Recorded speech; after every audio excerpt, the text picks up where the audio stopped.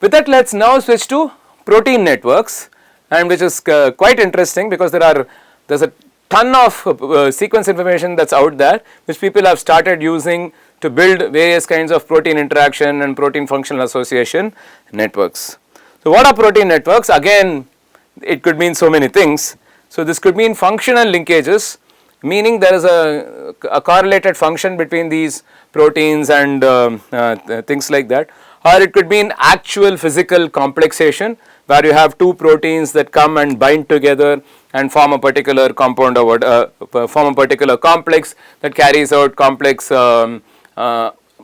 catalysis or things like that. They may be involved in regulation and so on. We did see some example like that in the diagram of the gene space and protein space and so on. It could mean synthetic lethality, right, because it's again a form of functional association between two proteins, or they could also be inferred from gene networks. So let's look at what are the ways to predict these protein-protein functional linkages and so on, and this happens to be the basis for various signaling pathways and regulatory networks, and there are a bunch of experimental methods of identification. There is this approach known as yeast 2 hybrid, or it could be done using affinity purification or mass spectrometry, protein microarrays, and I would encourage you to read a little bit more about this in this wonderful two-part review. The first part of the review talks about experimental approaches for protein interactions and protein functional associations, and the second part talks about computational methods for identification, which is what we will try to spend the next few minutes on. There is methods based on domain fusion, conserved neighborhood, phylogenetic profiles, coevolution and so on. We will look at this in the next slide in a moment. And there are lots of excellent databases like the database of interacting proteins, String, Predictome, HPRD and so on. You have all of these databases which give you various perspectives of and very useful data on the kind of interactomes within the cell. So an interactome is basically a word that tries to describe the set of all interactions that are known to occur within a cell. So here is a bunch of very interesting methods for predicting protein-protein functional associations. So this image is from my paper in 2010 on construction of protein-protein interaction networks, and this talks about 4 different computational methods that are essentially sequence based to identify and predict how proteins may be interacting, right. So you can call these either interactions or more correctly you can call them functional associations. This is something you have to be watchful about. You see that people in literature are at times careful about this, but at times a little loose with this. So basically an interaction means that two proteins functionally bind to each other. There is something physical going on, whereas a functional association means that they may just be part of the same pathway, or they may be involved in the same kind of reaction and things like that, or they may be even synthetic lethals, meaning there is some functional connection between the two, but they do not necessarily ever come together or physically see each other and interact with one another and so on. And what is the approach of domain fusion? So let us start with domain fusion, or they also called it Rosetta Stone. I think all of you will remember what Rosetta Stone is. Well, what does domain fusion mean? So if you look at this picture, there are 3 genomes that are present here.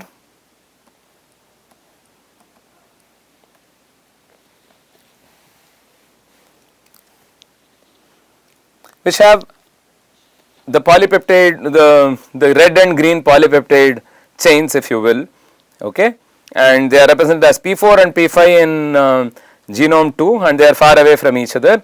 They are represented as P2 and P3, right. They just share the sequences, but I have given them different labels here. But in genome 1, they occur as a single polypeptide chain, meaning the red and green polypeptide chains have been fused in one genome. So the same proteins which occur far apart in the genome are now occurring fused, meaning if you did a blast, right, if you did a sequence comparison, you will find that this matches here and this matches here, and that is why I have given the colors. But you see that in a particular genome alone, they are part of a larger protein, they are fused to form a larger polypeptide chain or a protein, whereas they are separate in many other genomes. And this is a hypothesis to say that such proteins, so in organism 2 which corresponds to genome 2, P2 and P3 are likely to be functionally associated. They may be involved in the same pathway, they may have some interesting interactions and so on. So, this is one of the predictions. So, that is the notion of domain fusion or Rosetta Stone. The second approach is what is known as gene neighborhood, and where you see that there are 4 different genomes with different polypeptide chains, protein chains. I use protein and polypeptide interchangeably. So, you have A and B here, you have A and B that are close to each other in 4 different genomes, and whereas C can occur either close to A and B or not at all, as you see in genome 3, or very far away from A and B as you see in genomes 1 and 2.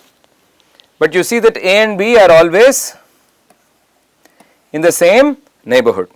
So, this is a hypothesis that people said, because they may be part of the same operon, it might be that they are required to be regulated together and so on. So, can you put them together? So, which is why they are together, so that it is easier for the cell to regulate. So, this is how the cells have evolved, that they have placed A and B close to each other under the same operon or under the same regulatory unit and things like that. So, this is the concept of gene neighborhood. The next aspect is that of phylogenetic profiling. This is a very interesting approach, and this was done at a time when barely less than 20 organisms were sequenced. I think it was around 1999. So, what is the approach? You build a profile for every protein across organisms. So, there are 4 different proteins here. You have A, B, C and D. So, A is present in organism 1, not present in organism 2, so you indicate that by a 0, present in organism 3, in genome 3 that is, and in genome 4, but not in genome 5. Genome 5 has only C, right. So, this is represented as a 0, 0, 1, 0. And but let us look at the columns, because that is what the profiles are. So, the profile of A is 1, 0, 1, 1, 0. Is present in 1, absent in 2, present in 3, present in 4, absent in 5. The profile of B is 1, 0, 1, 1, 0. It is actually the same, right. Wherever A is present, B is also present. And the profile of C is different. C is present in the first 3 organisms and the last, but it is not present in 4th. And D is present in every other organism. It is not present in 1, but present in 2, not present in 3, but present in 4 and so on. So, now the hypothesis is that if 2 proteins are always present together, right. So, gene neighborhood, we looked at them being physically present together. For example, C was present in 3 of the 4 genomes that we saw in this example, but C was never present close by with A and B, right. But what you see here is that you do not worry about how far A and B are. So, B occurs before A occurs, B occurs after A here, A and B are separated by C here and so on, and whenever A and B occur, they occur together. So, this is a strong evidence that maybe A and B are doing something together, they may be involved in the same pathway, they may have some functional interaction and so on. So, this is the hypothesis, and this is the underlying premise for phylogenetic profiling, which says that 2 proteins that are present very often in the same across organisms are likely to interact. If they always occur with each other, they are likely to interact. So, this is a hypothesis. So, you see that you can build these sort of profiles for A, B, C, D for all the proteins across all the organisms and then cluster them together. And so, how similar are A and B? They are more than 90% similar or whatever, you can put their various thresholds, and you can see that when this similarity crosses a particular threshold, you can assume that they are going to interact with each other, or in fact they are functionally associated with each other. We now move to the last approach, which is that of correlated mutations.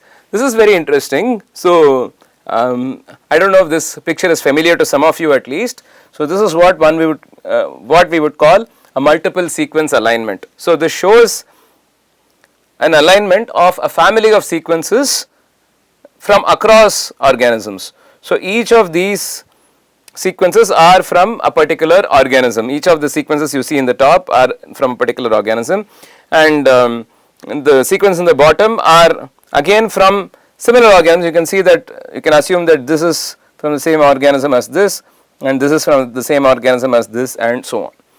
But this multiple sequence alignment means that these protein sequence regions are conserved. Okay, they could be at different points for different proteins. But what is very interesting is, look at this bunch of organisms, and consequently the protein sequences which are captured here. And some of you might recognize the phylogenetic tree, which tells you essentially a dendrogram, which tells you what is the similarity between these sequences and so on. Anyway, the point here is that these sequences show a mutation. So there is some change in these proteins, and there is a sort of compensating change in the other set of proteins. Remember, these are pairs, right? So we said that these are pairs of proteins, which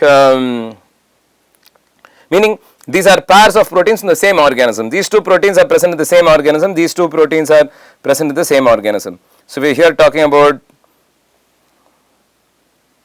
10 different proteins in 10 different organisms, right? So 10 different proteins on the top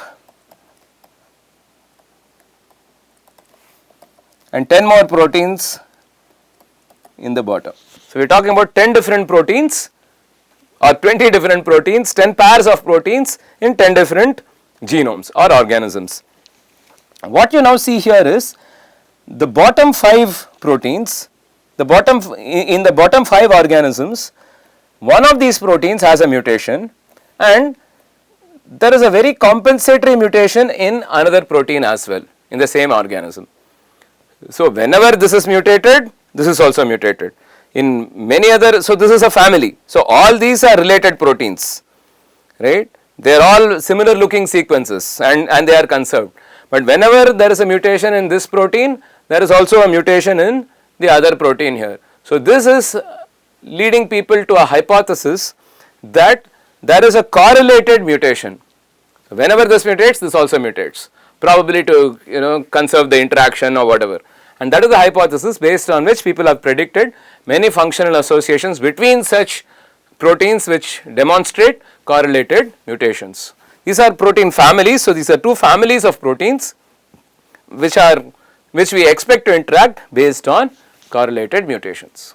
So now you can imagine that just given sequences, you can start crunching these sequences and produce a lot of functional interactions between these sequences for a variety of using a variety of methods such as domain fusion or gene neighborhood, phylogenetic profiling, and ultimately correlated mutations as well. So all of these are essentially based on sequence, or in fact the first three are based on a sort of sequence context as well. Right? So where are these sequences present in the genome, and so on, and based on this how can you suppose or hypothesize that these proteins may be interacting with each other.